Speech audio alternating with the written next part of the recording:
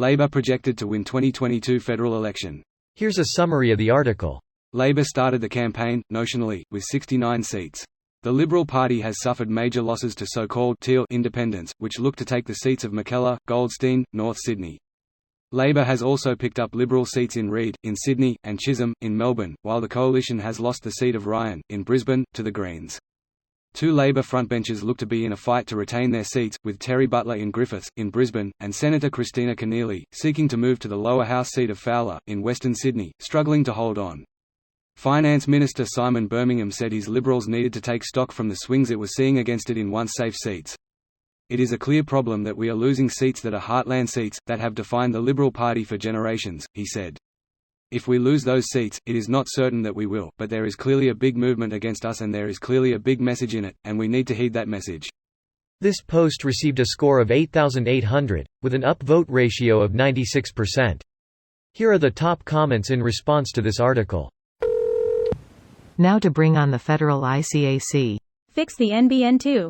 Absolutely. It's not like in recent years we haven't had a very real example of why it would be useful to have a fast, reliable broadband network available to all Australians.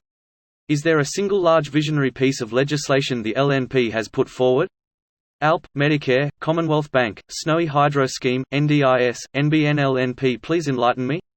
The GST? There was that time they got us involved in a 20-year war in Afghanistan that ultimately achieved nothing. Suddenly, Labour is solely responsible for the deficit and out-of-control government spending, according to 9 Fairfax and Sky News, and must fix it within the next 3 years. As always, the ALP win a poisoned chalice. They always win after the LNP has spent 10 to 15 years fucking everything up. They have inherited an utter basket case this time, and you can be assured Murdoch will be relentless in the assassination. The population is growing increasingly hostile towards the mainstream media and Murdoch. Costello's baby boom is coming to age as well. Things are going to get interesting. The Green Teal vote is going to put the fear in a few of them at least. Something to note. Massive swings to Greens in Brisbane of all places, which has traditionally been very skeptical. But being smashed by 1 in 100 year floods twice in 2 months must have made some people wake up. Nah, federal government told us in Queensland to get fucked. It's not a disaster. It's only a disaster if it occurs in states with Liberal governments. Hey, they didn't give a fuck about the floods in northern NSW either. Hopefully we can kick the Libs out next year though. Our state Labour Party looks like they're finally getting it together after 11 years. But didn't that part of New South Wales vote ALP in the state election?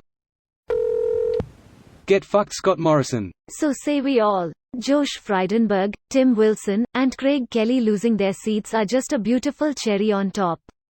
And Jason Falinski and Zed Cecilia in the Senate.